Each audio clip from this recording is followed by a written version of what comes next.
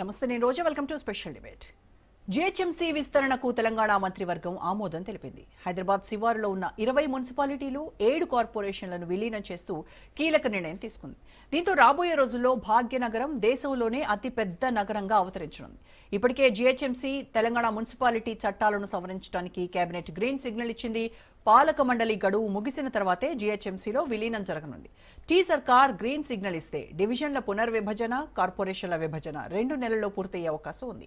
అయితే విలీనం ఓఆర్ఆర్ సరిహద్దు ప్రాంతాల ప్రజలకు కొంచెం ఇష్టం, కొంచెం కష్టంగా మారింది. సర్కారు వారి నిర్ణయాన్ని స్వాగతిస్తూనే అనుమానాలు వ్యక్తం చేస్తున్నారు స్థానికులు. జీహెచ్ఎంసీ మినీ తెలంగాణగా మారనుంది. ప్రస్తుతం బల్దియాలో 1 కోటికి పైగా జనాభా ఉంది. విస్తరణ తర్వాత ఆ జనాభా 2 కోట్లకు పెరగనుంది. రాష్ట్ర జనాభాలో దాదాపు సగం జీహెచ్ఎంసీ పరిధిలోనే ఉంటుంది. ప్రస్తుతం జీహెచ్ఎంసీ పరిధి 650 చదరపు కిలోమీటర్లు. విస్తరణ తర్వాత 2735 చదరపు కిలోమీటర్లు కానుంది. అలాగే ఇప్పుడు జీహెచ్ఎంసీ వార్షిక బడ్జెట్ 8,000 కోట్లు. విస్తరణ తర్వాత 15,000 కోట్లు దాటే అవకాశం ఉంది.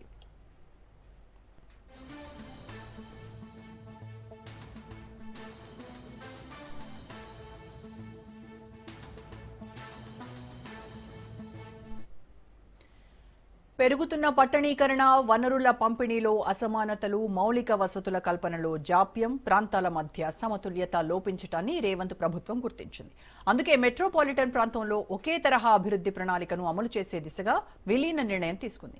అన్ని ప్రాంతాల్లో సమగ్ర అభివృద్ధి ప్రణాళికలను రూపొందించడం, అస్తవ్యస్త కాలనీల ఏర్పాటును నిలువరించడం, జనాభా ఒత్తిడిని అధిగమించడం, విపత్తుల నిర్వహణను సులభతరం చేయటం, అన్ని ప్రాంతాలకు పెట్టుబడులు వచ్చేలా ప్రణాళికలు తయారు చేసే దిశగా అడుగులు వేస్తున్నారు పాలకులు.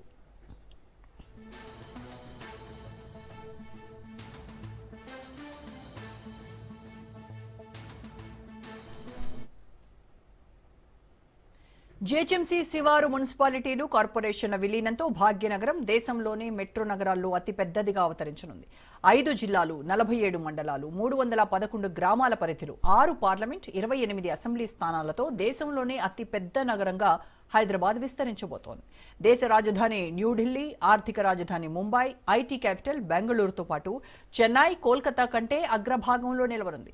దేశంలోని మిగిలిన నగరాలతో పోల్చితే హైదరాబాద్ నలుదిక్కుల శరవేగంతో విస్తరించింది. ఇతర మెట్రో నగరాలతో పోల్చితే జీవన వ్యయం తక్కువగా ఉండటం, భాషా సమస్య లేకపోవడం, విద్య, ఉద్యోగ అవకాశాలు విస్తరించడం, వ్యాపారానికి అనుకూలంగా ఉండటంతో దేశవ్యాప్తంగా చాలా రాష్ట్రాల వారు హైదరాబాద్ను నివాస ప్రాంతంగా ఎంపిక చేసుకుంటున్నారు.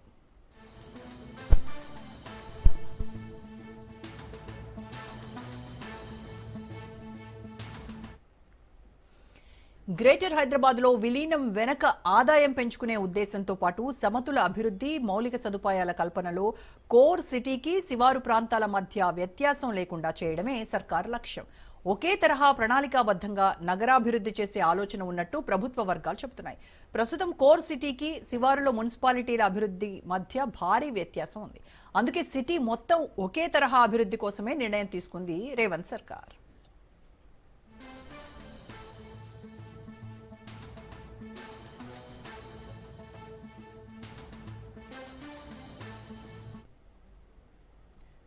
జీహెచ్ఎంసీ విస్తీర్ణం భారీగా పెరగటం వల్ల పర్యవేక్షణ తగ్గే అవకాశం ఉంటుందన్న అభిప్రాయం కూడా వ్యక్తమవుతోంది.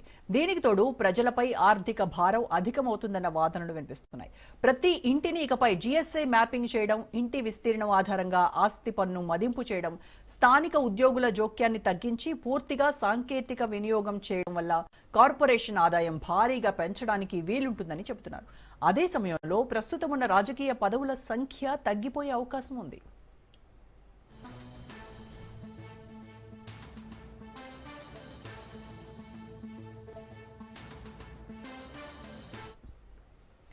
నిజాం, నవాబుల పాలన నుంచి అంచెలంచెలుగా ఎదుగుతూ వస్తోంది హైదరాబాద్. అసఫ్ జాహీ ప్రభుత్వం 1869లో పాలక వ్యవస్థను అమల్లోకి తెచ్చింది.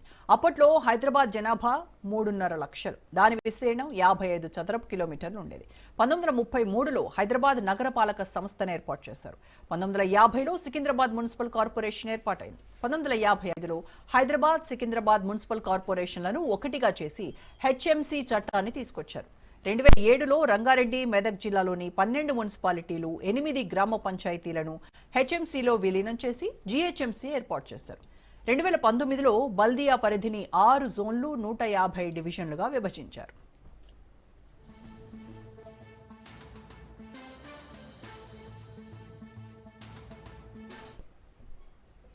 ఇక డిబేట్లోకి వెళ్దాం. డిబేట్లో పార్టిసిపేట్ చేస్తున్నారు కాంగ్రెస్ అధికార ప్రతినిధి గౌరీ సతీష్ గారు అండ్ బీజేపీ అధికార ప్రతినిధి వెంకటరెడ్డి గారు అండ్ బీఆర్ఎస్ నాయకులు గడ్డం శ్రీనివాస్ యాదవ్ గారు మనతో జాయిన్ అవుతున్నారు. నమస్కారం అండి ముగ్గురికి. నమస్తే. నమస్తే. రైట్, ముందుగా గౌరీ సతీష్ గారు, మహాభాగ్యనగరం విస్తరణ ప్రణాళికలో జిహెచ్ఎంసీని ఓఆర్ఆర్ దాకా విస్తరించేటువంటి ప్రయత్నం చేస్తున్నారు. ఈ విస్తరించడం ద్వారా 2 కోట్ల జనాభాతో మినీ తెలంగాణగా హైదరాబాద్ను చూపించేటువంటి, హైదరాబాద్ అభివృద్ధి ఇంకా శరవేగంగా విస్తరించడానికి ఒక సదవకాశంగా ఇది మీరు చెప్తున్నారు. బట్ విపక్షాలు దీన్ని ఇది ప్రజా ప్రయోజనాల కోసం చేసింది కాదు, ఇది రాజకీయ ప్రయోజనాల కోసం, వాళ్ళ రాజకీయ లాభం కోసం చేస్తోంది కాంగ్రెస్ ప్రభుత్వం అని వాళ్ళు విమర్శిస్తూ ఉన్నారు. మీ లక్ష్యం ఏంటిది దీనికోసం? ముందుగా చర్చలో పాల్గొంటున్నటువంటి భారతీయ జనతా పార్టీ అధికార ప్రతినిధి వెంకటరెడ్డి గారికి, బీఆర్ఎస్ నాయకులు శ్రీనివాస్ గారికి, మీకు రాజ్న్యూస్ ప్రేక్షకులందరికీ కూడా సాయంకాలం నమస్కారం తెలియజేస్తూ, ఏదైతే హైదరాబాద్ ఔటర్ రింగ్ రోడ్ లోపల కాకుండా ఐటోర్ రింగ్ రోడ్ బయట కూడా విస్తరిస్తున్నటువంటి హైదరాబాద్ పరిస్థితిని మనం ప్రత్యక్షంగా చూస్తూ ఉన్నాం. దినదినాభివృద్ధి చెందుతున్నటువంటి భాగ్యనగరం అంతర్జాతీయ స్థాయిలో ఏ విధంగా అభివృద్ధి చెందుతుందో మనం ప్రత్యక్షంగా చూస్తున్నటువంటి పరిస్థితి. దానికి అనుగుణంగా మౌలిక సదుపాయాలు కానీ, వాటికి కావలసినటువంటి మిగతా అన్ని సదుపాయాలు కానీ, పరిపాలనా విధమైనటువంటి అవకాశాలు కానీ, అంశాలు కానీ అన్నింటిని దృష్టిలో పెట్టుకొని 27 మున్సిపాలిటీలను, మున్సిపల్ కార్పొరేషన్లను మహాభాగ్యనం జిహెచ్ఎంసీలో విలీనం చేయడం అనేది జరిగింది. దీని ద్వారా రాబోయే జిహెచ్ఎంసీ ఎన్నికల్లో హైదరాబాదును 3 భాగాలుగా విభజించి ఎన్నికలు నిర్వహించి పరిపాలనా సౌలభ్యం కోసము అక్కడ నివసిస్తున్నటువంటి ప్రజలకు అన్ని రకాలైనటువంటి సంబంధమైనటువంటి మౌలిక సదుపాయాలు కల్పించాలి అనే ఉద్దేశంతో ప్రజాప్రభుత్వం ఈ విధమైనటువంటి నిర్ణయం తీసుకోవడం అనేది జరిగింది.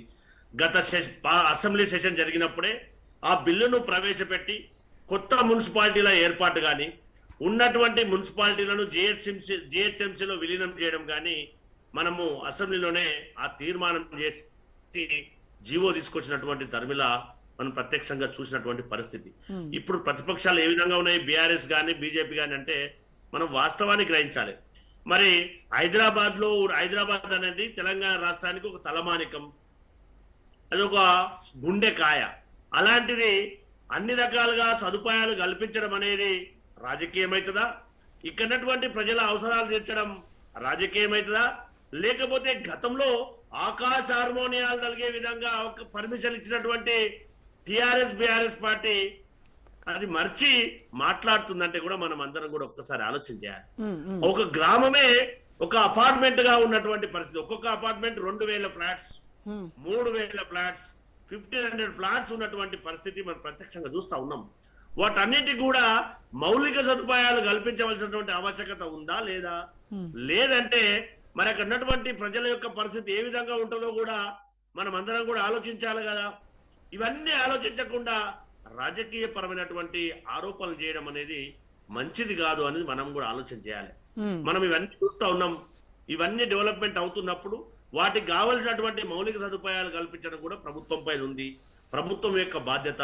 అందులో భాగంగానే ఏవైతే హైదరాబాద్ చుట్టుపక్కల ఉన్నటువంటి మున్సిపాలిటీలు కానీ, జిహెచ్ఎంసీలకు కానీ ఇంకా వాటికి సరైన మౌలిక సదుపాయాలు కల్పించవలసినటువంటి ఆవశ్యకత ఉంది. కాబట్టి అందులో భాగంగానే ఈ నిర్ణయం తీసుకున్నారు. కానీ ఇంకో రకమైనటువంటి కానీ సతీష్ గారు, ఏదైతే ఈ 20 మున్సిపాలిటీలు 7 మున్సిపల్ కార్పొరేషన్లను విలీనం చేస్తున్నారో దీనివల్ల అక్కడ జిఎస్ఐ మ్యాపింగ్ వల్ల ఆస్తి పన్ను ఇవన్నీ పెరుగుతాయి. దీని ద్వారా అక్కడ ఉన్నటువంటి పేద మధ్యతరగతి ప్రజలపైన ఎక్కువగా భారం పడుతుంది అనేది విపక్షాలు లేవనెత్తుతున్నటువంటి మొదటి వ్యతిరేకత. సో ఏం చెప్తారు దీనిపైన? మీరు కాస్త ఫ్రేమ్ కి కొంచెం దూరంగా ఉండండి, ఒక ప్రాంతం కొంచెం వెనక్కి వెళ్ళి మాట్లాడండి. ప్రాంతం అభివృద్ధి చెందాలంటే మనం అందరం కూడా ప్రభుత్వం నిర్దేశించినటువంటి పన్నులు చెల్లించవలసినటువంటి ఆవశ్యకత ఉంది. ఎక్కడైనా కానీ, ఏ ప్రభుత్వం అయినా కానీ. మనం జిహెచ్ఎంసీలో ఉన్నటువంటి పరిస్థితి గత 2 పర్యాయాలుగా ఒక సంస్థ పేరు చెప్పదు కానీ 4 కోట్ల రూపాయలు పన్ను చెల్లించలేదు 3 సంవత్సరాల నుంచి. అయినా ప్రజాప్రభుత్వం వచ్చిన తర్వాత ఎవరికి తలకొకుండా ప్రభుత్వం తన పని తాను చేయాలి కాబట్టి జిహెచ్ఎంసీ కూడా తన పని తాను సక్రమంగా చేయాలి కాబట్టి ఆ సంస్థకు తాళం వేసినటువంటి పరిస్థితి, అంటే దాన్ని సీజ్ చేయడానికి కూడా వెనుకాడినటువంటి పరిస్థితి. ఎందుకంటే ప్రభుత్వం తన కార్యకలాపాలు కొనసాగాలంటే ఎవరైతే పౌరులుగా ఉన్నటువంటి వాళ్ళు, ఏవైతే అవకాశాలను వినియోగించుకుంటున్నటువంటి వాళ్ళు వాటర్ బిల్లు కానీ, కరెంటు బిల్లు కానీ, దాంతో పాటుగా ఆస్తి పన్ను కానీ కట్టవలసినటువంటి ఆవశ్యకత ఉందా లేదా మనం అందరం కూడా ఆలోచన చేయాలి. మౌలిక సదుపాయాలు కావాలంటే, ప్రజలు వారి అవసరాలు తీర్చుకోవాలంటే పన్నులు కూడా చెల్లించవలసినటువంటి అవసరం ఉంది. ఉన్నటువంటి చాలా మటుకు మున్సిపల్ కార్పొరేషన్లో, మున్సిపాలిటీలలో ఇప్పటి వరకు కూడా కొన్ని హౌసెస్ కి హౌస్ నెంబర్స్ లేనటువంటి పరిస్థితి. వాటన్నిటిని కూడా స్ట్రీమ్ లైన్ చేయవలసినటువంటి పరిస్థితి మన ముందున్నటువంటి పరిస్థితి. వాటన్నిటి కూడా స్ట్రీమ్ లైన్ చేయాలి కదా, వాటన్నిటి కూడా హౌస్ నెంబర్స్ ఇవ్వాలి కదా. ఇవన్నీ గతంలో తప్పిదాలు జరిగినాయి కదా, వాటన్నిటి ఎప్పుడో ఒకప్పుడు స్ట్రీమ్ లైన్ చేయవలసినటువంటి ఆవశ్యకత ఉంది కాబట్టి ఆ నిర్ణయం తీసుకోవడం జరిగింది తప్పితే ఇంకో రకంగా కాదు అనేది ఆలోచన చేయాలి. మీరు ఇందాక ట్యాక్స్ల గురించి మాట్లాడారు.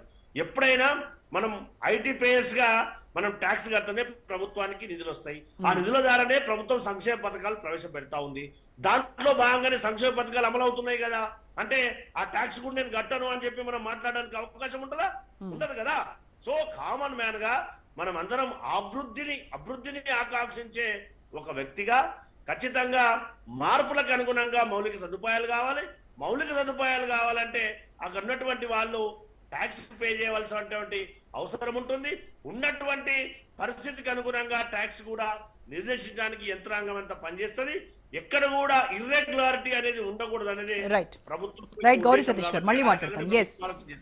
ఎస్ శ్రీనివాస్ యాదవ్ గారు. శ్రీనివాస్ యాదవ్ గారు, ఇప్పుడు 2023లో బీఆర్ఎస్ ఎన్నికల మేనిఫెస్టోలో కూడా మీరు గ్రేటర్ హైదరాబాద్ ను మరింతగా విస్తరిస్తామని మేనిఫెస్టోలో పెట్టారు, అవునా కాదా? పెట్టినప్పుడు అది కొంతవరకు మీరు తీర్చగలిగారు. ఇప్పుడు ఆశాంతం మేము ఆ దిశగానే ప్రయత్నాలు వేస్తున్నాము, మొత్తం దేశంలోనే అతిపెద్ద నగరంగా హైదరాబాద్ ను మారుస్తాము అనేటువంటి దిశగా ఇప్పుడు కాంగ్రెస్ ప్రభుత్వం అడుగులు వేస్తూ ఉంటే బీఆర్ఎస్ కు ఉన్నటువంటి అభ్యంతరం ఏంటి? అభ్యంతరం అంటూ ఏం లేదండి రోజా గారు, మీకు ఒక్కటి చెప్తా ఉన్నాను.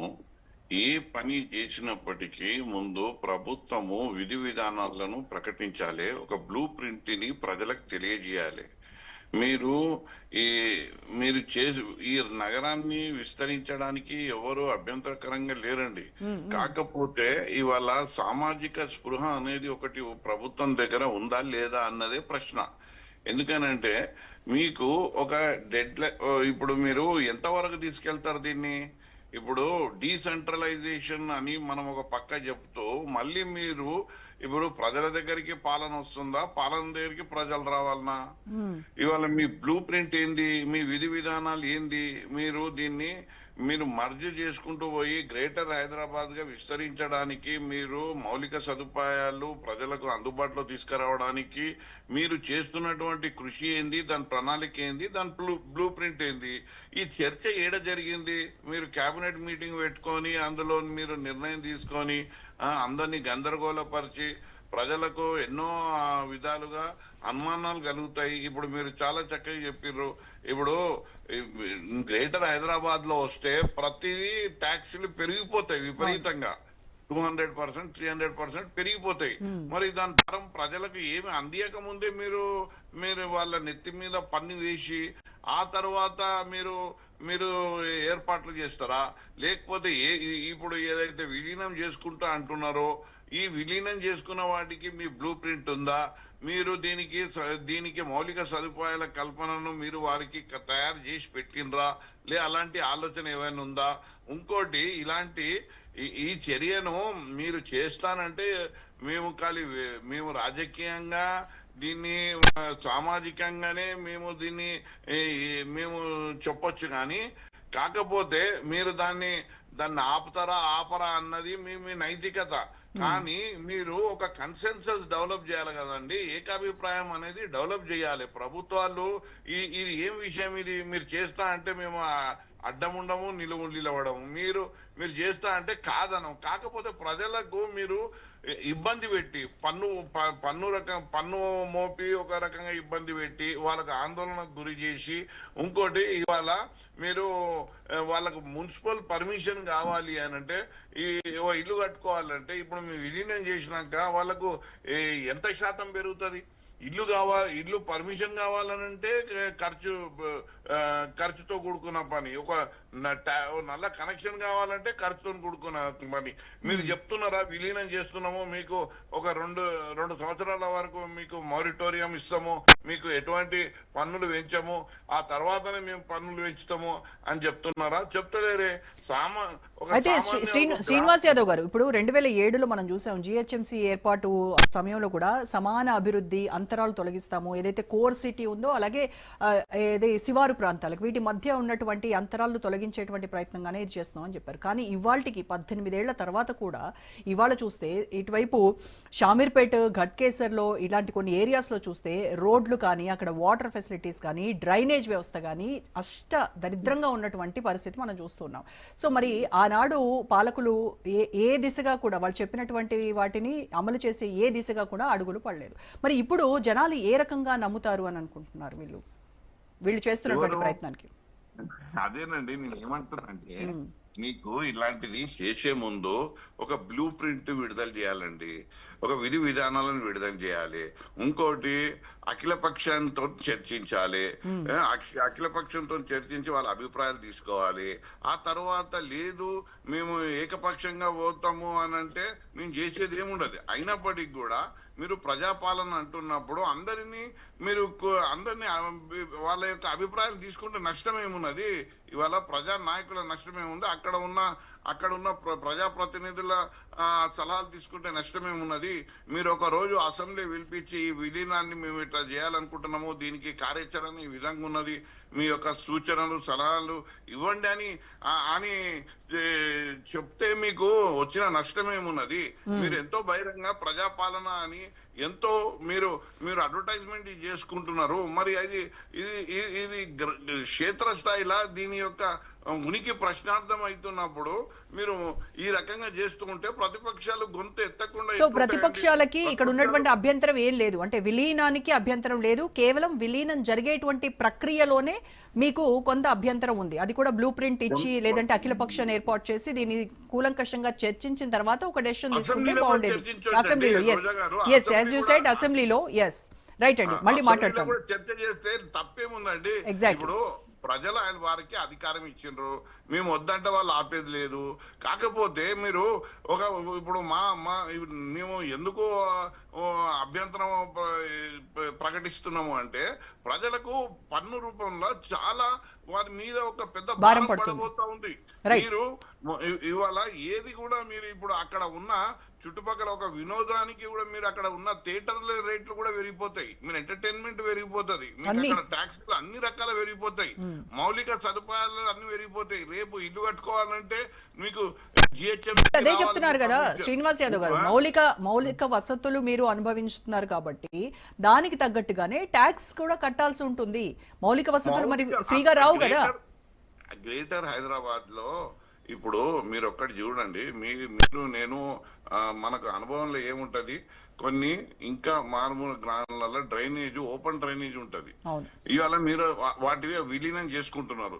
ఓకే, విలీనం చేసుకుంటున్నప్పుడు మీరు ఏమన్నా అక్కడ మీరు సదుపాయాలు ఆల్రెడీ కల్పించిండ్రా, లేకపోతే ఒక బ్లూ ప్రింట్ వాళ్ళకి ఇచ్చిండ్రా, లేకపోతే ట్యాక్స్ రూపంలో వాళ్ళకి జరుగుతున్న ఆందోళనలో మీరు ఏమన్నా వాళ్ళ నివృత్తి చేసే పనిలో ఏదన్నా ఉన్నారా? ఏది లేకుండా క్యాబినెట్ లో తీసుకొని ఇది మేము పెంచుతాము అంటే. ఇంకోటి డీసెంట్రలైజేషన్ ఏంది? ఇప్పుడు మీరు చెప్తా ఉన్నారు, ఇప్పుడు సతీష్ గారు చెప్తా ఉన్నారు, ఇది 3 విభాలుగా మేము దీన్ని మారుస్తాం అంటే 3 మేయర్లు ఉంటారా?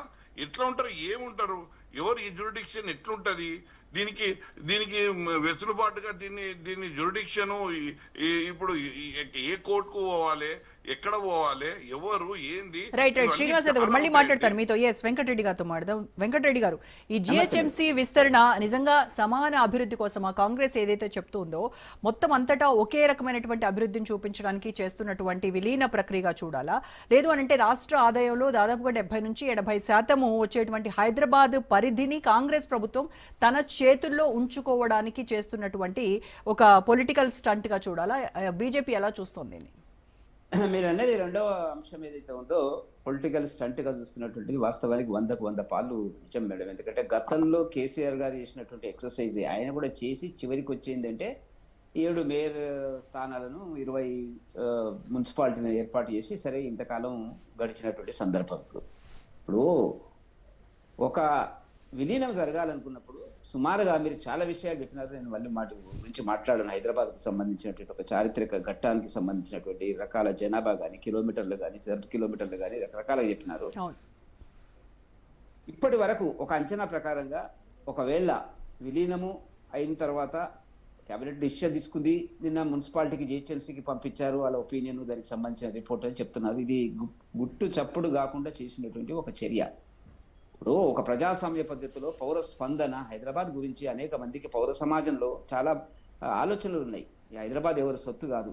గత 450 సంవత్సరాలుగా నిజాం పాలన వచ్చినటువంటి ఒక చారిత్రక ఘట్టాలు ఉన్నాయి, అనుభవాలు ఉన్నాయి, ఆలోచనలు ఉన్నాయి. వాటి అన్నిటిని పక్కకు పెట్టి మీరు ఉన్న పలంగా నిర్ణయాలు చేయడం అనేటువంటిది గతంలో కేసీఆర్ గారు చేసింది. అది ఇస్తాంబుల్ చేస్తాము, డల్లాజ్ చేస్తామని చెప్పినటువంటి పద్ధతిలోనే రేవంత్ రెడ్డి గారి ప్రయాణం తూచా తప్పకుండా కేసీఆర్ ప్రయాణంలో నడుస్తున్నటువంటి చరిత్ర. నేను ఎందుకు ఈ మాట చెప్తున్నానంటే ఈనాటి జనాభా అంతా కలిపితే 1,70,00,000 జనాభా. రేపు జనాభా లెక్కలు 2026, 27 చేస్తే సుమారుగా 2 కోట్ల జనాభాకు విస్తరిస్తుంది అని చెప్పి మనకు ఉన్నటువంటి అంచనాలు ఇవ్వాల. నేనేమంటున్నా అంటే దేశంలో 2 కోట్ల జనాభా ఉన్నటువంటి మహానగరం హైదరాబాద్ అని చెప్పుకోవడానికి చేస్తున్నారా? ప్రజల మౌలిక సదుపాయాలను, పౌర స్పందనకు సంబంధించినటువంటి డ్రైనేజ్ సమస్య కానీ, నీటి సమస్య కానీ, రోడ్డు సమస్య కానీ, మురికివాడలకు సంబంధించినటువంటి అంశంలో కానీ పేదవాళ్ళు ఉంటున్నటువంటిది, లేక ఈ వాతావరణ కాలుష్యానికి సంబంధించినటువంటి విషయాల మీద మీకు ఒక ఆలోచన ఉండి చేయబోతున్నారా అనేటువంటిది వాళ్ళు ఆలోచించుకోవాల్సినటువంటి అవసరం ఉంది. ఇక్కడ అనేక అనుమానాలు ఉన్నాయి. మేము జూబ్లీ హిల్స్ ఎన్నికలు అయినప్పుడు భారతీయ జనతా పార్టీ చాలా స్పష్టంగా ప్రజలకు తీసుకెళ్లినటువంటి ఒక అంశం ఏంది రోజా గారు అంటే, ఇప్పుడే సతీష్ గారు చెప్పినారు, 3 భాగాలు అవుతాయి. ఒకటి హైదరాబాద్, సికింద్రాబాద్, సైబరాబాద్, రాచకొండ అనేటువంటిది. మజ్లిస్ పార్టీతో ఉండేటువంటి సాన్నిహిత్యం కానివ్వండి, ఒప్పందం కానివ్వండి, రహస్య బహిరంగ మిత్రులు మజ్లిస్ పార్టీ ఏదైతుందో దానికి ఒక మేయర్ పదవి అనేటువంటిది మేము ఇస్తామని చెప్పి ఒప్పందం లోపలనే మజ్లిస్ జూబ్లీహిల్స్లో ఎన్నికలకు సంబంధించినటువంటి ఒప్పందాలు మజ్లిస్కు కాంగ్రెస్ మధ్యన కుదిరినటువంటి సమాచారం ఒక 20 రోజుల లోపలనే మేము ఆరోపణలు చేసాం. ఇప్పుడు వాళ్ళు కరెక్ట్ గా అదే దారిలో ప్రయాణం చేస్తున్నటువంటిది. కాబట్టి వాళ్ళకు ఒక అప్పచెప్పాలి. ఇవాళ హైదరాబాద్ లో 100 డివిజన్లు ఉన్నటువంటిది 150 డివిజన్లకు పెరిగింది బీఆర్ఎస్ పాలనలో. అదొకటి. ఇవాళ పెరిగితే అది 400-500 వరకు పెరుగుతుంది అనేటువంటిది మనకు కనపడుతున్నటువంటిది. హైదరాబాదు జిహెచ్ఎంసీ యొక్క బడ్జెట్ 8,440 కోట్లు మేడం. దానికి అప్పులు 6,134 కోట్ల అప్పులు ఉన్నాయి ఇప్పుడు కూడా. కాంట్రాక్టర్లకు ఇవ్వాల్సినటువంటిది 1,900 కోట్లు ఇప్పుడు కూడా పెండింగ్ ఉన్నటువంటి పరిస్థితి. నేనేమంటున్నా అంటే ఒక విలీన ప్రతిపాదిక ఒక చారిత్రక నిర్ణయం మీరు చేసినప్పుడు ఏ కోణంలో సదుపాయం అంటే మీరు రంగారెడ్డి జిల్లాను అస్తిత్వాన్ని ప్రశ్నిస్తున్నారా? రంగారెడ్డి జిల్లా లేకుండా చేయడానికి ప్రయత్నం చేస్తున్నారా? మేడ్చల్ జిల్లాని మూసేయడానికి ప్రయత్నం చేస్తున్నారా? కొంత వికారాబాద్ను అక్కడ మెదక్ జిల్లాలకు సంబంధించి, ఎందుకంటే ఇది ఒక జిల్లాకు సంబంధించి 4+ జిల్లాలకు సరిహద్దుల్లో ఉంటుంది కాబట్టి 2 జిల్లాలు ప్లస్ సరిహద్దులకు 2 పార్లమెంటు స్థానాలు, 4 పార్లమెంటు స్థానాలకు సంబంధించినట్టు కాబట్టి 6 పార్లమెంటు స్థానాలకు 21 ప్రస్తుతం ఉన్న అసెంబ్లీలు 27 పెరుగుతాయి, 28 జిల్లా సరిహద్దులు 5 ఒకటి ఉన్నది ఇప్పుడు 5 అని పెరిగేటువంటి పరిస్థితి లోపల మండలాలు ఎట్లా పెరిగినాయి? 36 నుంచి 11 కలిపితే 47, గ్రామాలు 299 నుంచి 12 కలిపితే 311. నేను అడుగుతున్న ప్రశ్న ఏంటంటే తెలంగాణలో సగ భాగం ఇది. తెలంగాణలో సగ భాగానికి సంబంధించినటువంటిది ఏ కోణంలో ఏ ఆశించి అంటే రియల్ ఎస్టేట్ ఇప్పుడు చూస్తున్నారు కదా, నిన్న మొన్న జరిగినటువంటి రేవంత్ రెడ్డి ప్రభుత్వం తీసుకున్నటువంటి అనేక నిర్ణయాలు చాలా ప్రశ్నార్థకమైనటువంటిది. మరి వెంకటరెడ్డి గారు, నా క్వశ్చన్ ఏంటంటే ఢిల్లీలో ఒక నిమిషం ఢిల్లీలో మీరే 3 మున్సిపల్ కార్పొరేషన్లను ఒకటిగా కలిపేసి ఎంసీడీగా ఏర్పాటు చేశారు. మరి అంటే ఢిల్లీకి ఇదంతా పనికొస్తుంది, హైదరాబాద్కి వచ్చేసరికి అది మీకు చెడ్డగా కనిపిస్తుందా? మీకు ఒక న్యాయము, పక్క రాష్ట్రం చేస్తే ఇంకొక న్యాయమా? ఇప్పుడు ఢిల్లీలో కూడా ఇప్పుడు జరిగింది ఏంది మేడం, చేసిన మాట వాస్తవము. అక్కడ ఉండేటువంటి క్యాపిటల్ సిటీ కాబట్టి అనేక రకాల ప్రపంచవ్యాప్తంగా ఉండేటువంటి దేశాల అధిపతులు అధినేతలు ఉంటారు కాబట్టి ఆ దానికి సంబంధించిన అభివృద్ధి కోణంలో చేసింది. ఇప్పుడు సమస్యలు కూడా వస్తున్నాయి, అక్కడ రావడం లేదని కాదు, నేను దాచడం లేదు. ఇప్పుడు వాతావరణం ఉంది, ఏం జరుగుతుంది వల్ల బయటికి వెళ్ళలేని పరిస్థితి. కాబట్టి వాటి అనుభవాలను ఏమన్నా తీసుకున్నారా మీరు? 3 కలపడం వల్ల అక్కడ వచ్చేటువంటి సమస్యలు ఏం జరిగింది అనేటువంటిది, మేము కలిపిన మాట వాస్తవం, కలిపినటువంటి పరిస్థితుల్లో వచ్చినటువంటి సమస్యలు ఏంటి అనేటువంటిది తెలుసుకోవడంలో తప్పు లేదు కదా. కలిపినంత మాత్రం చేత అంత బాగుంది బ్రహ్మాండంగా ఉంది అనేటువంటిది కాదు కదా. ఆ అనుభవాలు ఏమైనా ఉన్నాయా, లేక రియల్ ఎస్టేట్ కోణంలో మీరు చేస్తున్నారా? రియల్ ఎస్టేట్ కోణంలో అంటే నేను చెప్పినట్టుగా ఏంటంటే హైదరాబాద్ రంగారెడ్డి భూములు చాలా విలువైనవి, 200 కోట్లు 150 కోట్లకు వెళ్తున్నటువంటిది. ఇప్పుడు హిల్ట్కు సంబంధించినటువంటి సమస్య వచ్చింది, సుమారుగా 9,200 ఎకరాలని వాళ్ళు అప్పనంగా అప్పచెప్పేటువంటి పరిస్థితుల్లో ప్రయత్నం చేస్తున్నారు. కాబట్టి ప్రభుత్వము ఈ భూముల మీద కన్నేసి ఆర్థికంగా వీటిని ఏ రకంగా అవినీతి కోణం లోపల పరిపాలించాలనేటువంటి పద్ధతి లోపల రావడం అనేటువంటిది దౌర్భాగ్యమైనటువంటి పరిస్థితి. దీన్ని మామూలు పరిపాలన కోసము, సౌలభ్యం కోసము, ప్రజా సౌకర్యాల కోసము, మున్సిపల్ కార్మికుల యొక్క వేతనాలు పెరుగుతాయని రకరకాలుగా ఏవైతే చెప్తున్నారో ఇవన్నీ శుద్ధ అబద్ధం. నేను బ్లూ ప్రింట్ పిఆర్ఎస్ మిత్రులు అన్నట్టుగా ఒక బ్లూ ప్రింట్ ఇవ్వాల్సింది, దాని మీద చర్చ జరగాల్సింది. చర్చ జరగకుండా ఏం జరగకుండా క్యాబినెట్ లో డిసిషన్ అనేటువంటిది, ఇంత పెద్ద నిర్ణయం చేయడం అనేటువంటిది, ప్రజలు పౌర సమాజాలు ఉన్నాయి కదా, హైదరాబాద్ను ప్రేమించే వాళ్ళు ఉన్నారు కదా, రకరకాల. ఇప్పుడు 111 జీవో ఉంది, కేసీఆర్ గారు 111 జీవో. వీటన్నిటికీ ఏంటంటే రేవంత్ రెడ్డి గారు ఇప్పుడు చేసేటువంటి సంక్షేమ కార్యక్రమాలకు కావలసినటువంటి ఆర్థిక వనరులను సమీకరించుకునేటువంటి ప్రయత్నం లోపల ఆయనకు మిగిలింది ఒకటి రియల్ ఎస్టేట్. హైదరాబాద్ హౌసింగ్ బోర్డుకు సంబంధించిన 850 ఎకరాలు అమ్మకానికి పెట్టినారు, వరుస పెట్టి అమ్ముతున్నారు, ఆస్తులను నమ్మి పరిపాలన చేస్తున్నారు, ఆస్తులను నమ్మి సంక్షేమ కార్యక్రమాలు చేస్తున్నారు. ఇదే అభివృద్ధి అని చెప్తున్నారు. కాబట్టి చివరికి భవిష్యత్తులో ఏం జరగబోతుందండి? ఇంత పెద్ద నగరాన్ని మీరు ఏ రకంగా సమస్యలు ఉన్నాయని అక్కడ చెప్పినారా? ఇప్పుడు ఓల్డ్ సిటీ ఉందండి, ఓల్డ్ సిటీలో 300. మరి ప్రభుత్వానికి ఆదాయం లేనప్పుడు వాళ్ళ దగ్గర ఉన్నటువంటి ఏకైక మార్గం ఇదే కదా, ఆస్తులను అమ్మాలి, సంక్షేమ పథకాలు. మరి గత ప్రభుత్వాలు ఖజానాను ఖాళీ చేసి వెళ్ళిపోతే, మా నాన్న నాకు 10 ఎకరాలు ఇచ్చిపోయినాడు, చేత కాదు నాకు ఏమి చేయను, నిస్సహాయము, అన్ని ఖర్చులు పెట్టే తత్వం నాకుంది.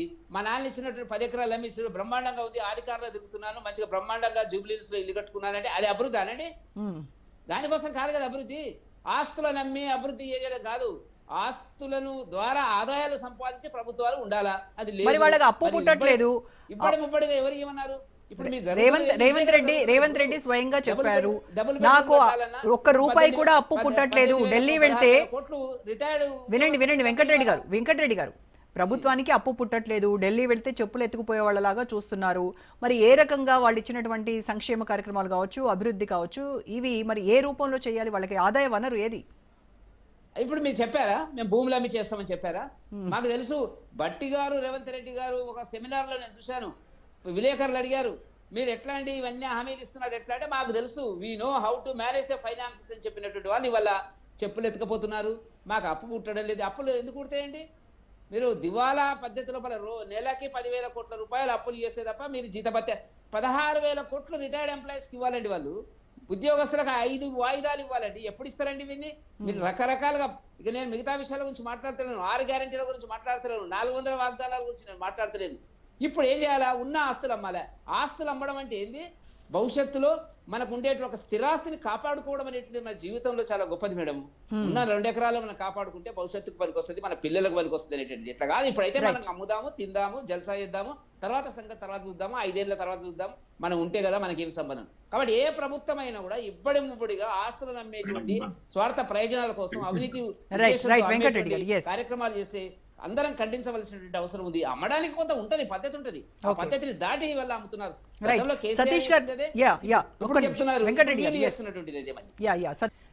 గౌరీ సతీష్ గారితో మాట్లాడదాం, కాంగ్రెస్ నాయకులు. గౌరీ సతీష్ గారు, హైదరాబాద్ను అభివృద్ధి చేస్తాము అంటే మాకు ఎలాంటి అభ్యంతరము లేదు, హైదరాబాద్ని దేశంలోనే నెంబర్ 1 సిటీగా నిలుపుతామనంటే మాకు ఎలాంటి అభ్యంతరం లేదు, విలీనంతో అసలు ఎటువంటి అబ్జెక్షన్ లేదు, వాళ్ళకి వ్యతిరేకత లేదు. ఓన్లీ ఏంటంటే దీనికి సంబంధించి బ్లూ ప్రింట్ ఏమైనా ఉందా, కాంగ్రెస్ ప్రభుత్వం తయారు చేసిందా? అలాగే అఖిల పక్షం ఒకటి కండక్ట్ చేసి అక్కడ డెసిషన్ ఏంటి, ఏం తీసుకుంటున్నారు అనేది అసెంబ్లీలో అయినా సరే ఒకసారి అందరితో మాట్లాడిన తర్వాత ఈ విలీన ప్రక్రియను స్టార్ట్ చేయొచ్చు కదా. ఎందుకు ఏకపక్షంగా నిర్ణయాలు తీసుకుంటోంది కాంగ్రెస్ ప్రభుత్వం? దీని వెనుక స్వప్రయోజనాలు కోసమే అన్నది ఇక్కడ వాళ్ళు లేవనెత్తుతున్నటువంటి డౌట్. రోజా మేడం గారు, ముందుగా మా వెంకటరెడ్డి అన్న మాట్లాడినట్టు డల్లాస్ను ఏ పట్టణాన్ని కేసీఆర్ గారు చేస్తున్నారో ఒక్కసారి ఆత్మపరిచయం చేసుకోవాలి. కరీంనగర్ చేస్తా అని చెప్పారు, తర్వాత వరంగల్ని ఇస్తాంబుల్ చేస్తా అని చెప్పారు. హైదరాబాద్ ఏం చేస్తాడు? కేసీఆర్ తెలుసు, అది మనకు తెలియదు. We are nowhere concern with that subject, మనకు సంబంధం లేని మాట. దాంతోపాటు మేడం, భారతీయ జనతా పార్టీ ఏవైతే జాతీయ సంస్థలు ఉన్నాయో అవి అమ్మి భారతదేశంలో మేమిద్దరం మాకిద్దరినట్టుగా చేస్తున్నటువంటి భారతీయ జనతా పార్టీ ఈ విధంగా మాట్లాడడం ఎంతవరకు కరెక్టో ఒక్కసారి ఆలోచన చేయాలి. దాంతోపాటుగా ఏవైతే 7 లక్షల కోట్ల రూపాయల అప్పులకు పరిమించినటువంటి కేంద్ర ప్రభుత్వం ఇప్పుడు ఈ విధంగా తెలంగాణ రాష్ట్రంలో అటు సంక్షేమం కానీ ఇటు అభివృద్ధికి కానీ ఎక్కడైతే ఇటు ఆర్థికంగా దాన్ని సమన్వయం చేసుకుంటూ ప్రజాప్రభుత్వం ముందుకెళ్ళడానికి ప్రయత్నం చేస్తూ ఉంటే కనీసం తెలంగాణ రాష్ట్ర ప్రజలు వారికి 8 మంది ఎంపీలను ఇచ్చారు, 8 మంది ఎమ్మెల్యేలను ఇచ్చారు. హైదరాబాద్కు మూసి డెవలప్మెంట్ కోసం ఫండ్స్ అడిగాం, ఇయ్యరు. హైదరాబాద్కు మెట్రో అడిగాం, ఇయ్యరు. కానీ ఏం చెప్తా, హైదరాబాద్ దాంతోపాటు కేంద్ర విద్యా సంస్థలను అడిగితే ఇయ్యరు. రాజకీయాలు పక్కన పెట్టి రాష్ట్రాభివృద్ధి కోసం స్వయంగా ముఖ్యమంత్రి గారు మంత్రులందరూ అప్పీల్ చేసినా విపక్ష పార్టీలు పాలిత రాష్ట్రాలు ఉన్నటువంటి రాష్ట్రాలకు ఎక్కడ కూడా వివక్ష చూపుతుండ్రా లేదా సానుకూలంగా స్పందించినటువంటి దాఖలాలు లేవని మనం ఒక్కసారి గ్రహించాలి. మరి తెలంగాణ రాష్ట్రం భారతదేశంలో ఒక పార్ట్ కాదా? మరి భారతీయ జనతా పార్టీ సమాధానం చెప్పాలి. దాంతోపాటుగా బీఆర్ఎస్ పార్టీ నాయకులు మాట్లాడుతున్నటువంటి మాట డీసెంట్రలైజేషన్ అంటే ఉన్నటువంటి జిహెచ్ఎంసి 3 భాగాలుగా విభజన చేసడానికి అసెంబ్లీలో చర్చ పెడితే గౌరవ విపక్ష నాయకులుగా ఉన్నటువంటి ప్రతిపక్ష నాయకులు గౌరవ కేసీఆర్ గారు ఎందుకు దాని మీద మాట్లాడరు? ఎందుకు వారి విలువైనటువంటి పాలనా పరంగా వారికి ఉన్నటువంటి అనుభవాన్ని ఎందుకు ఈ తెలంగాణ సమాజానికి మా ప్రజాప్రభుత్వానికి సూచన సలహాలు ఇయ్యరు? వారు బయటికి రారు, సలహాలు ఇయ్యరు. కానీ బీఆర్ఎస్ టీఆర్ఎస్ పార్టీ వాళ్ళు మాత్రం ఏది పడితే అది మాట్లాడతారు. ఈ సమాజం యాక్సెప్ట్ చేయొచ్చు ఆ విషయాన్ని? అంటే మీరు ఏకపక్షంగా నిర్ణయం తీసుకుంటే సమాజం యాక్సెప్ట్ చేస్తుందా? గౌరీ సతీష్ గారు, మీరు కాంగ్రెస్ ప్రభుత్వము ఏకపక్షంగా నిర్ణయాలు తీసుకొని మీ ఇష్టానికి మీరు ఏం చేయాలనుకుంటే అవి అమలు చేసుకుంటూ వెళ్ళిపోతే ఇది సమాజం యాక్సెప్ట్ చేస్తుందా? అసెంబ్లీలో బిల్లు ప్రవేశపెట్టినప్పుడు చర్చ పెట్టినప్పుడు ఎవరైతే ప్రతిపక్ష పార్టీ నాయకుడుగా ఉన్నారో నిర్ణయం తీసుకున్నాక చర్చ అవుతారా? చర్చ చేసినాక నిర్ణయం అవుతారా? నిర్ణయం తీసుకొని చర్చకు రమ్మంటే అంటే జిహెచ్ఎంసి విశాలమైనది కాబట్టి చుట్టుపక్కల ఉన్నటువంటి మున్సిపల్ కార్పొరేషన్లను కానీ మున్సిపాలిటీలను కానీ కలిపి 3 డివిజన్లుగా విభజించి అక్కడ ఏ విధంగా చేస్తే బాగుంటుందో దానికోసం క్యాబినెట్ సబ్ కమిటీ వేసి క్యాబినెట్ లో డిసిషన్ తీసుకొని ఏ విధంగా మౌలిక సదుపాయాలు కల్పించాలి. మౌలిక సదుపాయాలు కల్పించకుండా మనం ఏ విధంగా కూడా ముందుకు పోయే ఆలోచన ప్రజాప్రభుత్వానికి లేదు. దానికి కావలసినటువంటి బ్లూ ప్రింట్ ఖచ్చితంగా ప్రజాప్రభుత్వం రూపొందిస్తా ఉంది, అందులో ఎలాంటి అనుమానం లేదు. ఎందుకంటే దాంతో భాగంగానే ఎక్కడైతే మెట్రో కట్టొద్దని చెప్పి గతంలో వాళ్ళు అబ్జెక్షన్ చేశారు, కానీ మేము ఓల్డ్ సిటీ నుంచి శంషాబాద్ ఎయిర్పోర్ట్ వరకు మెట్రో నిర్మిస్తున్నామా లేదా, వాళ్ళ కంపెనీస్ ఇచ్చామా లేదా, అది డెవలప్మెంట్ లో పార్టా కాదా? ఒక్కసారి బీఆర్ఎస్ పార్టీ నాయకులు చూడాలి. మా సీనన్న ఆ పక్కనే ఉంటాడు, అవంతా కూడా బాగా తెలుసు. అయినా కానీ అబద్ధాలు బీఆర్ఎస్ పార్టీ వాళ్ళు మాట్లాడితే మనమేం చేయలేం, వాస్తవాన్ని అయితే అవాస్తవంగా చెప్పలేం మనం. దాంతో పాటు మేమేమంటామంటే ఏదైతే భాగ్యనగరంలో విలీనమైనటువంటి 27 మున్సిపల్ కార్పొరేషన్స్ 20 మున్సిపాలిటీస్ ఏవైతే ఉన్నాయో ఖచ్చితంగా వాటి సమగ్ర అభివృద్ధి కోసం మౌలిక సదుపాయాల కోసమే ప్రజాప్రభుత్వం నిర్ణయం తీసుకుంది. కానీ సతీష్ గారు ఇప్పుడు ఈ జిహెచ్ఎంసీ పరిధి 650 చదరపు కిలోమీటర్ల నుంచి 2735 చదరపు కిలోమీటర్లకి పెరగడం వల్ల అడ్మినిస్ట్రేటివ్ బ్రాండ్ విడ్త్ అనేది ఎలా సాధ్యమవుతుంది, నిర్వహణ సామర్థ్యం అనేది ఎలా పెరుగుతుంది? అండ్ మోరోవర్ ఇప్పుడు మనకి వెంకటరెడ్డి గారు చెప్పారు ఢిల్లీలో ఎంసీడీ అనేది అది ముక్కలైపోయింది, అది ఫెయిల్ అయిపోయింది, ఇట్స్ ఎ ఫెయిల్డ్ ప్రాజెక్ట్ లాగా చెప్పారు. అండ్ ఈవెన్ మనం బెంగళూరులో చూసాము, అది కూడా ఒక ఫెయిల్డ్ అడ్మినిస్ట్రేటివ్ గానే మనం చెప్పాలి. సో మరి ఇన్ని రకాలుగా చూస్తూ ఇప్పుడు హైదరాబాద్లో మళ్ళీ అదే ఇంప్లిమెంట్ చేస్తాము అని అంటే ఇది ఏ రకంగా ఇది హైదరాబాద్ ఎలా మినహాయింపు అవుతుందంటారు మిగతా వాటికి భిన్నంగా? అంటే ఇక్కడ హైదరాబాద్ లో ఉన్నటువంటి పరిస్థితి ఎక్కడైతే ఇందాక మీరు ఒక చక్కని ప్రశ్న వేశారు మా భారతీయ జనతా పార్టీ నాయకులను. వాళ్ళు విలీనం చేసుకుంటే మాత్రం వాళ్ళు ఏదైనా చేయొచ్చు. హైదరాబాద్ లో ఇప్పుడున్నటువంటి పరిస్థితి ఏ విధంగా ఉందో పొల్యూషన్లు మనకు ప్రత్యక్షంగా తెలుసు. కానీ ఇక్కడ పొల్యూషన్ కావద్దన్న ఉద్దేశంతో ఎలక్ట్రిక్ వాహనాలను ఇప్పటివరకు 4800 ఎలక్ట్రిక్ వాహనాలను హైదరాబాద్ తెలంగాణ రాష్ట్రంలో ప్రవేశపెట్టినటువంటి ఘనత ప్రజాప్రభుత్వాన్ని మేము అధికారంలోకి వచ్చిన తర్వాత. ఎందుకంటే పొల్యూషన్ అనేది ఈ వెహికల్స్ ద్వారా ఎక్కువ వచ్చే అవకాశం ఉంటుందని మనందరికీ కూడా బాగా తెలుసు. మరి పరిపాలనా సౌలభ్యం కోసం ఏ విధమైనటువంటి నిర్ణయం తీసుకోబోతున్నామంటే ఖచ్చితంగా ముగ్గురు ఐఏఎస్ ఆఫీసర్ల ద్వారా ప్రభుత్వం యొక్క ప్రతిపాదన, దీని ద్వారా పరిపాలన సౌలభ్యం డీసెంట్రలైజేషన్ ద్వారా ప్రజలకు అందుబాటులో ఉండడానికి పరిపాలనా సౌలభ్యం కోసం. అదే ఢిల్లీలో వారు దాన్ని ఇంప్లిమెంట్ చేయలేరు కదా, ఒక్కరే మేయర్ ఉండు అక్కడ. కానీ ఇక్కడ దాని పరిపాలన సౌలభ్యం కోసం ముగ్గురు మేయర్లు ఉండాలా లేదా ఒక్కరుంటే బాగుంటుంది అనేది. కానీ 3 పార్టులుగా విభజించిన తర్వాత ఖచ్చితంగా ప్రజలకు అందుబాటులో ఏ విధంగా ఉంటే బాగుంటుందో ఖచ్చితంగా గౌరవ ముఖ్యమంత్రి గారు, గౌరవ హైదరాబాద్ మంత్రివర్యులు, గౌరవ ముఖ్యమంత్రి గారి దగ్గరే ఉంది కాబట్టి దాన్ని ఏ విధంగా చేస్తే అందరికీ అందుబాటులో ఉంటది, మౌలిక సదుపాయాల కల్పన, దాంతో పాటు రైట్ అండి. ఓకే శ్రీనివాస్ యాదవ్ గారు, ఓకే గౌరీ సతీష్ గారు మళ్ళీ మాట్లాడతాను సతీష్ గారు ఒక్క నిమిషం అండి. ఎస్ శ్రీనివాస్ యాదవ్ గారు.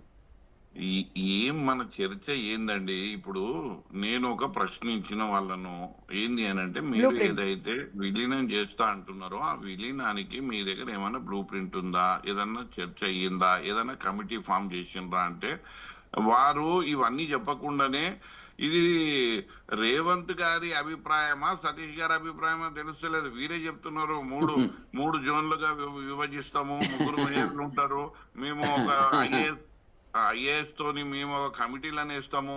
ఇది ఎవరు పాలనలో ఎవరున్నారు? ఏ హోదాలో సతీష్ గారు చెప్తున్నారు నాకు అర్థమైతే లేదు. మీరు పాలన రంగంలో మీరు లేరు. మీరు అయినా కానీ ఇవాళ మీరు చెప్తూ పోతున్నారు. అది మీ అభిప్రాయమా రేవంత్ రెడ్డి గారి అభిప్రాయమా? దానికి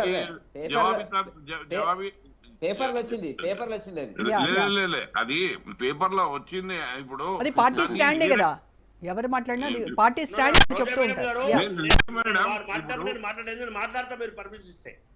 ఇప్పుడు నేనేమంటున్నా, ఇది వారి అభిప్రాయమా లే ప్రజా సేకరణ అభిప్రాయమా అన్నది మనకు కావాల్సిన ఒకటి. ఏదైనా చేసే ముందు కమిటీ వేస్తే కమిటీకి చాలా మంది ప్రజలు కూడా వాళ్ళ యొక్క విన్నతులు రిప్రజెంటేషన్ ఇచ్చుకుంటారు. మాకు ఇట్లుంటే బాగుంటది, ఇట్లుంటే బాగుంటది అని. ఇవాళ మనం డీసెంట్రలైజేషన్ గురించి మాట్లాడుతున్నాం. ఇప్పుడు మన మీరు అసెంబ్లీలో బిల్లులు పెట్టి దీనిపైన చర్చ జరగట్లేదు అని అంటున్నారు. మరి పెట్టినటువంటి బిల్లులకి చర్చ జరిగేటప్పుడు ఎందుకు మరి కేసీఆర్ వచ్చి ఆయన సలహాలు సూచనలు మేము స్వీకరిస్తాము, వీఆర్ వెల్కమింగ్ అని చెప్తున్నా కూడా మరి ఎందుకు రావట్లేదు అనేది వాళ్ళు అడుగుతున్న ప్రశ్న. అక్కడ కేటీఆర్ గారికి హరీష్ రావు గారు చెప్పిన దానికి సమాధానాలు ఏవైతే ఇచ్చిండ్రో దానికి జవాబు చెప్తే ప్రభుత్వం బాగుంటది. కేసీఆర్ గారు ఎప్పుడు ఎట్లా ఎక్కడ ఏ రకంగా రావాలనో వారికి అంత ఆలోచన ఉన్నది. ఇప్పుడు సభ్యులు ఎంతో మంది ఉన్నారు, ప్రతి ఒక్కరు కూడా ముఖ్యము, వారి యొక్క ఆలోచనలు కూడా ముఖ్యము. ఇప్పుడు మా బీఆర్ఎస్ పార్టీ నుంచి ఉన్న ఎమ్మెల్యేలు సభలో అడిగిన ప్రశ్నలకే జవాబులు లేవు. ఇవాళ ఇప్పుడు కేసీఆర్ గారు రావాలి అని అంటే ఇవన్నీ ఏంటి అంటే రాజకీయ కోణంలో మాట్లాడే విషయాలు. దాన్ని మనం చర్చ కాదండి. ఇవాళ మీరు చాలా చక్కని డిబేట్ తీసుకున్నారు. ఇవాళ గ్రేటర్ హైదరాబాద్ ఇవాళ విలీనం చేస్తుంటే నేను ఒక్కటి అడుగుతున్నా. ఇప్పుడు 600 చదరపు కిలోమీటర్లు ఏదో మీరు చెప్తున్నారు, అది ఎన్ని కిలోమీటర్లు అవుతుందో నాకు తెలియదు. కానీ ఇప్పుడు అక్కడి నుంచి జిహెచ్ఎంసీ అంటే ఈ పరిపాలన సౌలభ్యం డీసెంట్రలైజేషన్ అంటే ఇంత దూరము వాళ్ళు రావాలన్నా, ఇప్పుడు హైదరాబాద్ కు వచ్చి హెడ్ ఆఫీస్ కి రావాలన్నా, ఏదైనా పని ఉంటే అంటే ఆడ వాళ్ళకు అందుబాటులో ఆఫీస్ ప్రజల వద్దకు పాలన దగ్గరికి ప్రజలు రావాలన్నా? ఇది నేను దీనిపైన సతీష్ గారు మాట్లాడాలి. హెడ్ క్వార్టర్స్ లో ఎక్కడ పెడుతున్నారు? మీరు జోనల్ ఆఫీసులు ఎక్కడ ఉంటున్నాయి? జోనల్ ఆఫీసులను కూడా మారుస్తున్నారా? ఎన్ని జోన్స్ ఉన్నాయి? చాలా ఉన్నాయనండి. మీరు ప్రజాపాలన అంటున్నప్పుడు ప్రజల పక్షంలో ప్రతి నిర్ణయాన్ని పెట్టి దాని అవుట్కమ్ ని తీసుకొని మీరు ఒక మంచి విధానాన్ని ఏర్పాటు చేయాలి. కానీ నిర్ణయాలు చేసుకొని ఇది మా ఆలోచనలని మీ వ్యక్తిగత నిర్ణయాలు ప్రజాస్వామ్యంలో అది క్షేత్రస్థాయిలో అది ఏ రకంగా బలంగా ఉంటాయి, అది దానికి వెసులుబాటు ఉంటుందా లేదా అన్నది మీ ఆలోచనలతో కాదు కదా. ప్రజలల్లా మీరు ఒక కమిటీ వేసి ఒక కమిషన్ వేసి ఆ కమిటీకి మీరు విధి విధానాల సూచనలు ఇవ్వండి, మీ సలహాలు ఇవ్వండి, మీకు ఉన్నటువంటి ఇబ్బందులు ఇవ్వండి సూటిగానండి. మీరు అక్కడ ఇప్పుడు రోజా గారు మీరు ఆడ కూర్చొని నేను ఈడ కూర్చొని టీవీ డిబేట్ లో మూడు అంశాలు ఏంది? ఒకటి, ఇది విస్తరించడం వల్ల పాలక సౌలభ్యం ఉండదు. రెండు, మీకు పన్నులది విపరీతమైనటువంటి భారం పడుతుంది. ఇంకోటి, మీకు ఎక్కడైతే వెసులుబాటు మిడిల్ మ్యాన్ లేకుండా ఇచ్చే ప్రభుత్వాలు మళ్ళా మిడిల్ మ్యాన్లతోని మళ్ళా అవినీతి విపరీతంగా పెరిగి ప్రజల మీద ఒక దండయాత్ర చేస్తుంది. ఇవిటి మనకు స్థూలంగా కనిపించే మూడు విషయాల గురించి మనం చర్చిద్దాం. రాజకీయ లోతుగా పోవద్దు. ఇంకోటి, మీరు ప్రజాపాలన ఉన్నప్పుడు అఖిల పక్షాన్ని విలువాలి, అసెంబ్లీలో పెట్టాలి, బ్లూ ప్రింట్ చూపెట్టాలి. ప్రతి చిన్న విషయాన్ని మీరు ఇవాళ డ్రైనేజ్ సిస్టమ్ ని మీరు వాళ్ళ దగ్గర పన్నేస్తారు. అదే మీరు పాత డ్రైనేజ్ ఎట్లా ఇస్తారు? అదే సివరేజ్ ఎట్లా ఇస్తారు? అదే ట్యాప్ కనెక్షన్లు మీరు ఎట్లిచ్చి ఏ రకంగా ఇస్తారు? మీరు 1 year వరకు మేము ఏమి పన్నులు అధిక చెల్లించము, ఆ తర్వాతనే మీరు చెల్లించవచ్చు అన్నది వాళ్ళకు ఒక ధైర్యము భరోసా ఇచ్చే ప్రజాపాలన అని చెప్పుకునే ప్రభుత్వం ఇవ్వాలి కదా. అట్లా కాకుండా నిర్ణయాలే మీరే తీసుకుంటారు. పేపర్ ముఖంగా 4-5 మీకు తోచినటువంటి ఆలోచనలు రాస్తారు. అది అయితే కాదు. నేను ఒకటే చెప్తున్నా, ఇది ఏంది అంటే రేవంత్ రెడ్డి గారికి ఆర్థిక వనరులను సమకూర్చుకునే విధానం తెలియకపోవడం ఒకటైతే, రెండోది ఇది దుందుడుకు చర్యగా మేము భావిస్తున్నాము. సతీష్ గారు మీరు దీనికి సమాధానం చెప్పాలి. కేవలం ఇది ఏంది అంటే ఆర్థికంగా ఎట్లా రాబట్టుకోవాలో కూడా ఇవాళ మన ముఖ్యమంత్రికి తెలియలేకపోవడం అనేది మన తెలంగాణ ప్రజల యొక్క దురదృష్టం. Right, okay. సతీష్ గారు. రోజా మేడం గారు, ఇది బిఆర్ఎస్ పార్టీ సత్యదూరమైనటువంటి ఆరోపణ. ఎందుకోనంటే మీరు స్ట్రైట్ గా ఇప్పుడు మన శ్రీనివాస్ యాదవ్ గారు అడిగారు, వెంకటరెడ్డి గారు అడిగారు, నేను అడిగాను, బ్లూ ప్రింట్ మీ దగ్గర ఉందా? దానికి సంబంధించినటువంటి బ్లూ ప్రింట్ ఉందా? ఎందుకు అఖిల పక్షాన్ని ఏర్పాటు చేయలేదు? ఎందుకు దీనికి ఒక కమిటీని ఏర్పాటు చేసి దానికి విధి విధానాలు నిర్దేశించలేదు? ప్రభుత్వం ఏకపక్షంగా ఎందుకు నిర్ణయం తీసుకుంటోంది? ఇది కేవలం రేవంత్ రెడ్డికి సంబంధించినటువంటి స్వప్రయోజనం కోసమే అని ఇన్ని విమర్శలు ఉన్నాయి. వీటిని మీరు పక్కన పెట్టేసి మీకు అనుకూలంగా ఉన్నటువంటి సమాచారం చెప్తూ ఉన్నారు. సో అది కాకుండా వీటికి స్ట్రైట్ ఫార్వర్డ్ ఆన్సర్స్ ఇవ్వండి. చర్చ ఎక్కడ జరగాలి మేడం? అసెంబ్లీలో కదా. అసెంబ్లీలో చర్చ జరిగినప్పుడు చర్చలో పాల్గొన్నటువంటి వాళ్ళు బిఆర్ఎస్ పార్టీ నుంచి ఎమ్మెల్యేలు ఉండరా లేరా? దాంతో పాటుగా బిఆర్ఎస్ నుంచి ఎల్పీ లీడర్ గా ఉన్నటువంటి వాళ్ళు చర్చలో పాల్గొన్నప్పుడు ఎల్పీ ఎందుకు వాళ్ళకు వేరేకి ఇయ్యారు కదా. దాంతో పాటుగా చర్చ ప్రజాస్వామ్యంలో ప్రజల చేత ఎన్నిక కాబడినటువంటి ప్రజాప్రతినిధులే వారి యొక్క రిప్రజెంటేటివ్స్.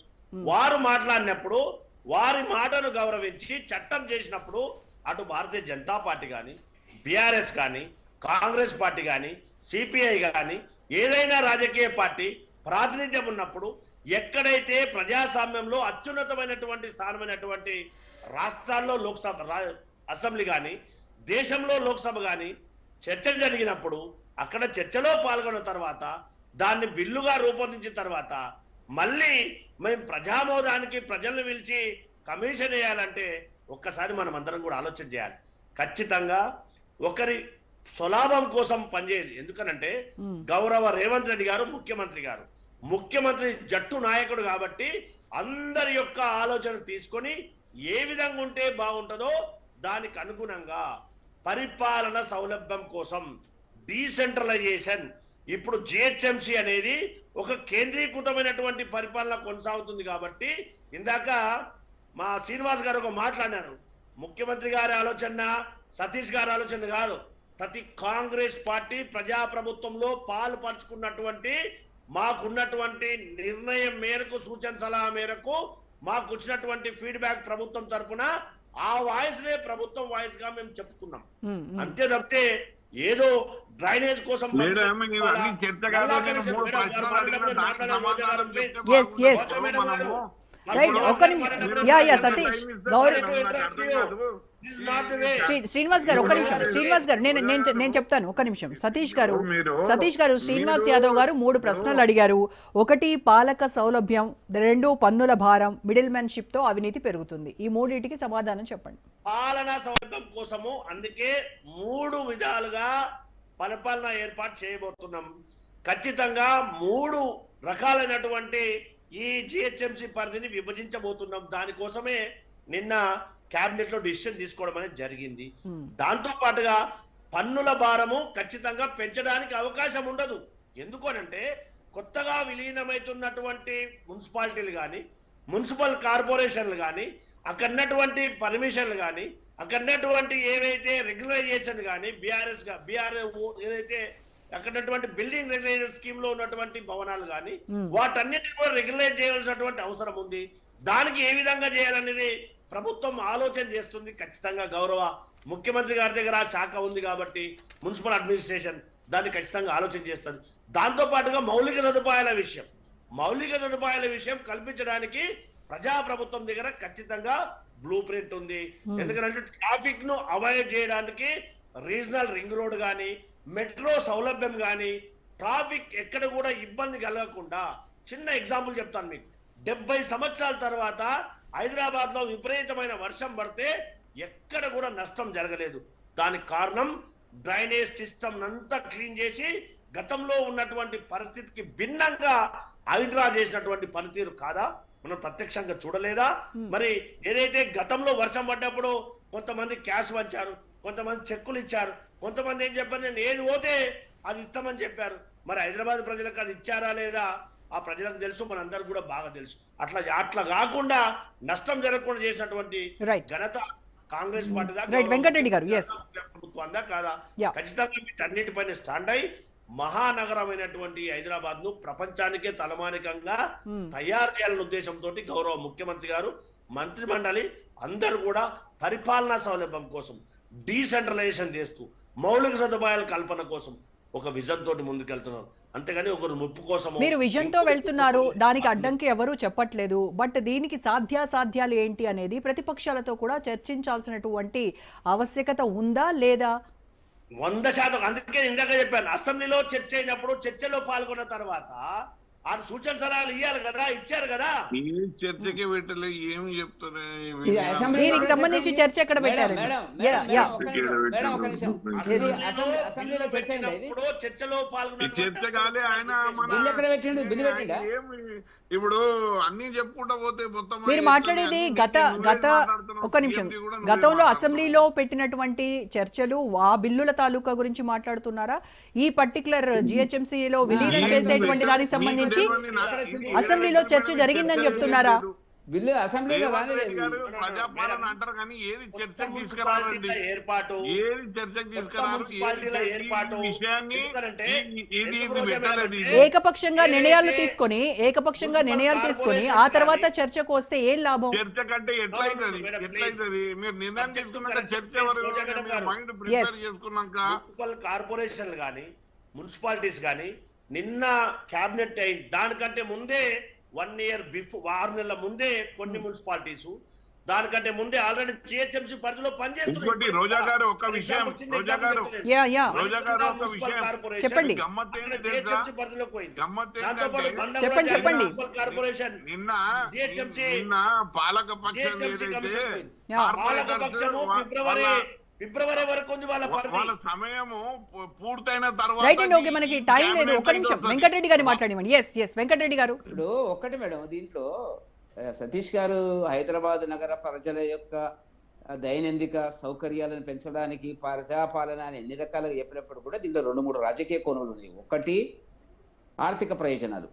రియల్ ఎస్టేట్ హైదరాబాద్ చుట్టూ ఉన్నటువంటి 2735 కిలోమీటర్ల మీద వాళ్ళకు ఒక ఆధిపత్యము జిహెచ్ఎంసీ ద్వారా తెచ్చుకోవడం. 2 చెప్తున్నటువంటిది ఏంటంటే, ఒక మేయర్ పదవి వాళ్ళ ఒప్పంద ప్రకారంగా, అవగాహన ప్రకారంగా మజ్లిస్కి అప్పచెప్పడం. వాళ్ళ పాలన కొనసాగించేటువంటి ప్రయత్నం జరుగుతుంది. అది ముందే వచ్చింది, ఇప్పుడు జరుగుతుంది. దీంట్లో మరొకటి ఏంటంటే, మీరు హైదరాబాద్ చుట్టూ ఉండేటువంటి ప్రజల యొక్క సౌకర్యాలు అంటున్నారు కదా, మీరు ఢిల్లీలో జరిగింది, మరి ఢిల్లీలో స్టడీ చేసి ఏమన్నా చేసి చెప్పారా మీరు? అక్కడ ఇట్లా జరుగుతుంది కాబట్టి మరి చేయొచ్చో చేయకూడదో బాగుంది మీరు అదే మీరే అంటున్నారు. ఢిల్లీలో అనేక సమస్యలు వచ్చినాయి కలిపితే అనేటివి మీరు అంటున్నారు. మరి అన్న తర్వాత మళ్ళీ మీరు ఎట్లా మాట్లాడుతున్నారు ఇక్కడ మళ్ళీ వచ్చి? నేను ఏమంటున్నా అంటే, దీంట్లో వీళ్ళ ఉద్దేశాలు రకరకాలు ఉన్నాయి. డీసెంట్రలైజేషన్, పవర్ కేంద్రీకృతం అవుతుంది. ఇప్పుడు మూడవ పాయింట్ ఏంటంటే, ముఖ్యమైన పాయింట్, రాజకీయంగా ప్రతిపక్ష పార్టీలను అణిచివేయడం. హైదరాబాద్ చుట్టూ ఒక హైదరాబాద్ లోకసభను వదిలేస్తే మేడం, అక్కడ మల్కాజిగిరి, సికింద్రాబాదు, చేవేళ్ళ, కాషాయ దళం ఆవరించి ఉన్నది హైదరాబాద్ చుట్టూ. కాబట్టి రేపు వీళ్ళు ఏమైనా గెలిస్తారేమో. రెండు, బీఆర్ఎస్ పార్టీ గతంలో హైదరాబాద్ చుట్టూ గెలిచిన మాట వాస్తవం. కాంగ్రెస్ పుట్టగతులు అదే ఒకటి జరిగితే అది గల్లంత పెట్టుకొని మీరు పోటీ చేసే పరిస్థితి లేదు కదా. ఒక్క నిమిషం అండి. రైట్, వెంకటరెడ్డి గారు మాట్లాడండి.